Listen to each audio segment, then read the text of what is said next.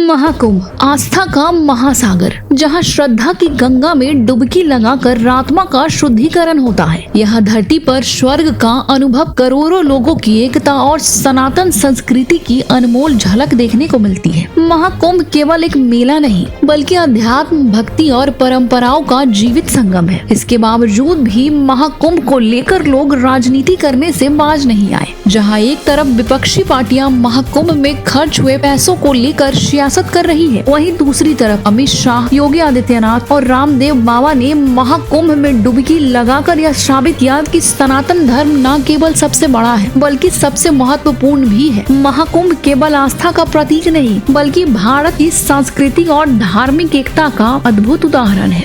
गुलामी के कालखंडों में झूलते हुए कार्य किए हैं, आज भी संभव है, आज भी संभव है। और याद रखना, सनातन धर्म सुरक्षित है तो हमारे मठ, मंदिर, मत और संप्रदाय भी सुरक्षित हैं। अगर भारत ही सुरक्षित नहीं तो सनातन धर्म भी सुरक्षित नहीं, कोई मत, मजहब, संप्रदाय सुरक्षित नहीं। और इसलिए सबका ध्येय एक ही होना चाहिए, सनातन धर्म के प्रति। उसके लिए हम कार्य करें। और अपील मेरी होगी, सनातन धर्म को किसी संकीर्ण दायरे में कैद मत होने दीजिए, मत होने दीजिए। उसकी तुलना छोटे छोटे उन बोर्ड और उससे मत करिए। ये बहुत विराट स्वरूप है जी, सनातन धर्म का बहुत विराट स्वरूप है। उस विराटता को बनाए रखे, उसी में आपकी भव्यता है, उसी में दिव्यता है, उसी में आपका सम्मान भी है और भारत का स्वाभिमान भी है।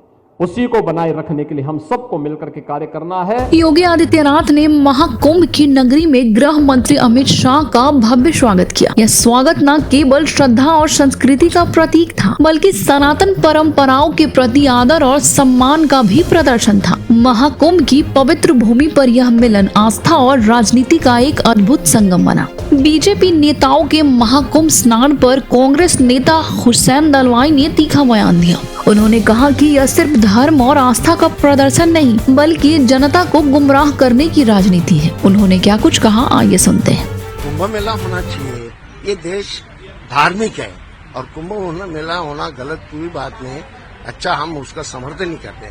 मेरा कहना खाली एक है कि कुंभ मेले में इतने बड़े पैमाने पे लोग, करोड़ों लोग गए, तो उनका इंतजाम भी ठीक होना चाहिए।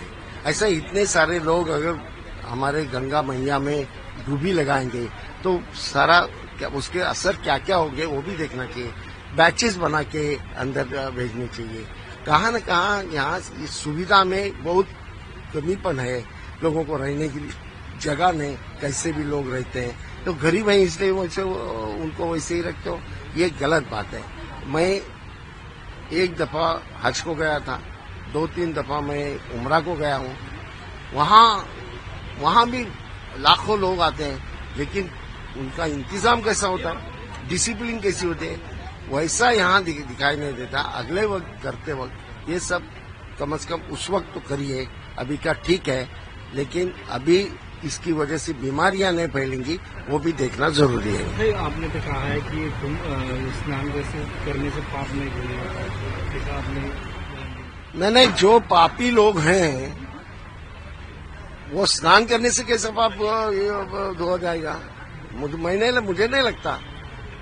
पाप करना ही नहीं, कोई भी मजहब में, हिंदू धर्म में भी ये कहा है पाप मत करो। पाप करके स्नान करेंगे तो पाप धोया जाएगा, ये तो गलत बात है। ऐसा कई धर्म में नहीं है। सीधा आप आरोप कर रहे हैं देश के प्रधानमंत्री और गृह मंत्री रहने वाले, उनके ऊपर इशारा है। नहीं, उन्होंने अगर पाप किया होगा तो वो वहाँ गंगा मैया में डुबकी लगाने से वो पाप खत्म नहीं होगा। महाकुंभ की प्रसिद्धि और आस्था इतनी गहरी है कि एक ग्रीसी महिला ने भारतीय सिद्धांत के साथ महाकुंभ में शादी रचाई। We are very grateful, first of all, just to get married to each other, because she's such a special person, Penelope, that life becomes even better when you have somebody very beautiful from the heart, very beautiful from the mind, very beautiful from the soul. Life becomes very magical. Wait. Continue. Coincidentally, it happened that when we wanted to do it absolutely in the most authentic manner, which would be simple yet divine. And for that we chose Prayagraj Mahakumbh. Something magical beyond words, and it's only when I see some of the pictures and I realize the divine energy we were experiencing. I was a bride, so everything was new to me, but at the same time very full, such a sweet feeling in the heart. What happened was a ceremony, a marriage in an authentic, more ceremonial, more spiritual way, according to Vedic script.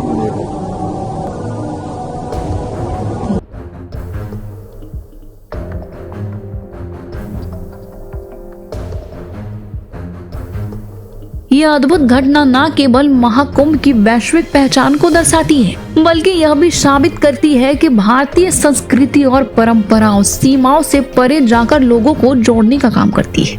आपको क्या लगता है, महाकुंभ की एकता लोगों को सनातन के प्रति और जागरूक करेगा? आपकी जो भी राय है हमें कमेंट बॉक्स में लिखकर जरूर बताएं। वीडियो को लाइक और चैनल को सब्सक्राइब करना ना भूलें और देखते रहे अपडेट 7 बिहार।